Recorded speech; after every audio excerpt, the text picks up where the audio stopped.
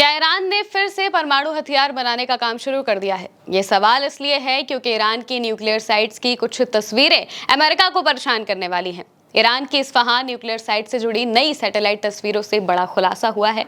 खुलासा क्या है, जानते हैं।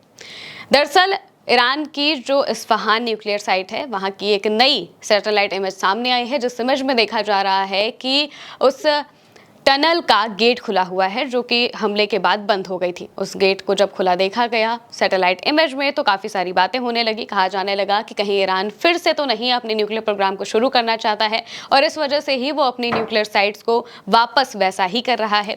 दूसरी तरफ अगर ईरान की दूसरी न्यूक्लियर साइट की बात करें तो फोर्दो में भी कुछ हलचल देखी गई। वहां पर भी बुलडोजर और बहुत सारे सामान और चीज़ें वहां पर दिखाई दी। ऐसा लग रहा था कि मलबा हटाने और वापस से न्यूक्लियर साइट को खोलने के लिए या फिर वहां पर दूसरा काम करने के लिए चीजें की जा रही थी। इस तरह की जब सैटेलाइट इमेज सामने आई तो ऐसा माना जा रहा है कि इससे अमेरिका परेशान हो सकता है, क्योंकि अब इन इमेजेस के जरिए ये पता चलेगा और साथ ही जब ईरान ने वहां पर अपना काम शुरू कर दिया है मलबा हटाने का और वो अपनी न्यूक्लियर साइट्स को वापस से ठीक करना चाह रहा है, तो वहां पर जो भी डिस्ट्रक्शन हुआ है उसका भी आकलन कर लिया जाएगा कि वहां पर कितना नुकसान हुआ है, कितना नुकसान नहीं हुआ है। और अगर इस नुकसान की बात बाहर आई तो ऐसा माना जाएगा कि अमेरिका को काफ़ी आलोचना झेलनी पड़ सकती है, क्योंकि अमेरिका ने हमेशा ये दावा किया है कि उन्होंने इन साइट्स को पूरी तरह से ध्वस्त कर दिया है। वहां पर जितना भी न्यूक्लियर मटीरियल था वो सब खत्म हो गया है।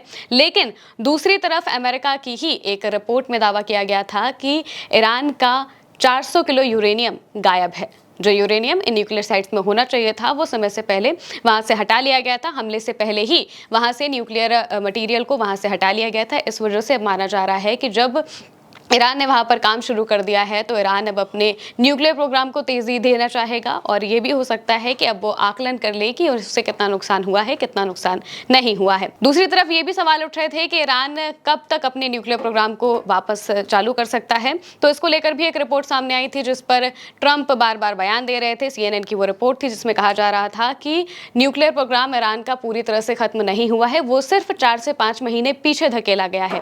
यानी कि जो भी अमेरिका की तरफ से हमला किया गया था उसमें ईरान को बहुत ज़्यादा नुकसान नहीं हुआ है और उनका प्रोग्राम बहुत ज़्यादा आगे तक नहीं टला है, बल्कि सिर्फ कुछ महीनों तक ही टला है। और कुछ महीने में ईरान अगर अपने न्यूक्लियर साइट्स को ठीक कर लेता है तो वापस से वो अपना न्यूक्लियर प्रोग्राम शुरू कर सकता है। इस तरह के दावे किए गए थे, जिस पर ट्रंप ने काफ़ी बयान दिए थे और सीधे तौर पर CNN और न्यूयॉर्क टाइम्स को फेक न्यूज़ फैलाने वाला कह दिया था। उन्होंने कह दिया था कि ये झूठी खबरें फैला रहे हैं, ऐसी कोई खबर नहीं है, हमने ईरान की न्यूक्लियर साइट्स को पूरी तरह से तबाह कर दिया है। लेकिन अब जब ये सैटेलाइट इमेज सामने आई है तो ऐसा माना जा रहा है कि ईरान फिर से अपनी न्यूक्लियर साइट्स को शुरू करने वाला है और न्यूक्लियर प्रोग्राम को भी शुरू कर सकता है।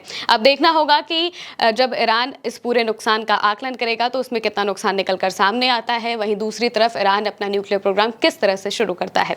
फिलहाल के लिए मेरे साथ इतना ही। आप देखते रहिए उल्टा चश्मा यूसी।